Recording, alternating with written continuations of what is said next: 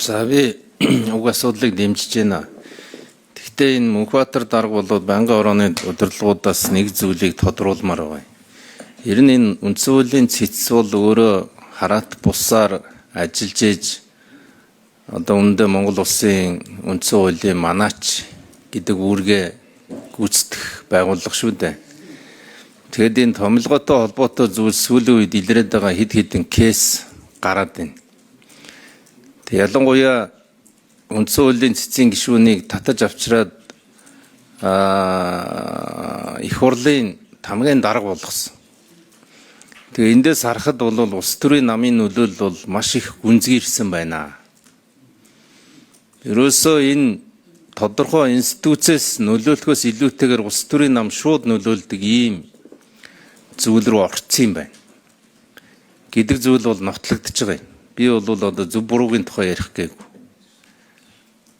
Тэгэхээр цаашдаа бидний энэ үндсэн хуулийн цэцээ хараат бус байлгах тухай ойлголт маань алга болчихж байгаа. Тэгэхээр одоо Мөнхбаатар дарга цаашдаа ирнэ энэ цэцгэдэг зүйл маань хараат бусаар хөндлөнгийн нөлөөлөлгүйгээр ажил үүргээ гүйцэтгэхийн тулд ирнэ яах юм бэ? Өнөөдөр хүртэл мэдээж энэ дээр зөндөл анхаарцгаасан. Талтлаасаа хуулиуд нь цаг үеэд дагаад өөрчлөгдөд ирсэн.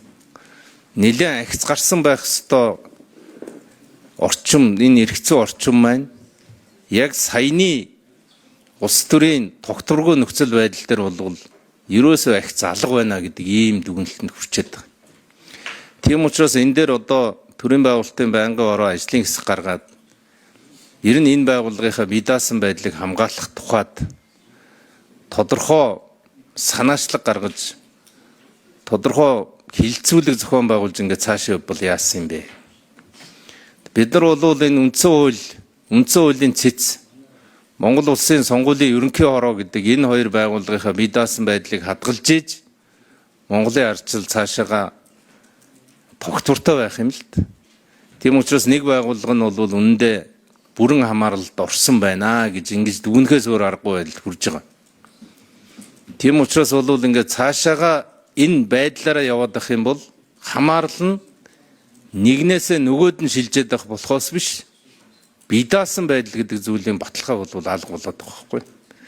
Тийм учраас энэ дээр одоо яг ямар шийдэлд хүрэх юм бэ гэдэг ийм асуулт одоо Мөнхбаатар дарга чинь Монгол Ардын намын бүлгийн дарга хийжсэн хүн, их хурлын дэд дарга хийж байсан хүн. За ажлын хэсгийн дарга Мөнхбаатар гишүүн хариулна. Мөнхбаатар гишүүний микрофон. За Андмөр гишүүний асуултанд хариулъя. За яг өнөөдөр хэлцэж байгаа энэ асуудал бол үндсэн хуулийн цэцгийн нэгдүгээр дүгнэлт байгаа юм. За энэ цэцгийн нэгдүгээр дүгнэлт бол энэ хэргийн харьяалал тогтоохтой холбоотой асуудал байгаа юм. За энэ болохоор шүүхийн тухай хуульд бол хуулиар харьяаллыг нь тогтоогоогүй эргэцүүн маргааны хэргийн харьяаллыг тогтоохын бүрэн эрхийг бол зааж өгсөн байдаг. За түүнээс гадна үндсэн хуулийн цэцэд маргаан хян шийдвэрлэх тухай хуулийн дээр бас одоо аль шүүх авч хэлцэхгүй байгаа эргэцүүн маргааныг харьяаллыг тогтоохоор одоо үндсэн хуулийн цэцэд одоо гомдлох боломжтой талаар заасан. За энэ бол өөрөө энэ үндсэн хуулийн цэцэд маргаан хян шийдвэрлэх тухай энэ хуулийн заалт бол өөрөө үндсэн хуулийн цэц өөрөө хэрэг маргааныг шийдвэрлэх дөрвөн зүйлийг зааж өгсөн байдаг. Энэ дотор бол байхгүй эрх мэдлийг ингээд заагаад өгсөн байгаа учраас энийг нь хүчингү болгож хасъя гэсэн ийм зохицуулт байгаа юм а гэдгийг бас хэлье. За Антмөр гишүүн бас ер нь үндсэн хуулийн цэцтэй холбоотой асуудлаа ер нь хэрхэн хараат бус ажиллах асуудлыг хэрхэн яаж одоо шийдвэрлэх вэ гэдэг талаас асууж байна. За үндсэн хуулийн цэцгийн тухай хууль болоод үндсэн хуулийн цэцэд маргаан хян шийдвэрлэх тухай хуульд бол томоохон өөрчлөлт ороогүй нь 97 оноос хойш томоохон өөрчлөлт ороогүй нь одоо өдийг хүрсэн юм билээ. Тэгээ энэ хуулийн төслийг бол одоо шинжилэн найруулах энэ ажил хийгдэж байгаа. За Тэвүүжин гишүүн, за миний бие бас оролцоод одоо энэ ажлууд дээр бас ажиллаж байна. За ингээд энэ хавар үндсэн хуулийн энэ холбоотой цэцтэй холбоотой хоёр хуулийг өргөн бариад намрын чуулганд хэлцүүлэхээр төлөвлөж байгаа гэдгийг бас танд хэлье. За ер нь энэтэй холбоотой асуудлаар Венецийн комисс бас ирж ажилласан бид бас зөвлөмжийг авсан. Үндсэн хуулийн цэцгийн гишүүд хараат бус ажиллах, за үндсэн хуулийн цэцтэй холбоотой асуудлуудыг ер нь хижүүднээр нь авч үзэх зүйтэй гэж үзэж байгаа. Тэр үднээсээ Венецийн комиссаас бас томоохон зөвлөмжүүд ирсэн. Энийг бас би танд одоо хөргүүлье гэж бодож байна. За ингээд энэ асуудлыг бол ер нь үндсэн хуулийн цэц хараат бус ажиллах энэ асуудал бол одоо хуулиар бол бодлогын хэмжээнд бол яригдаж шийдвэрлэх боломжтой гэж үзэж байгаа.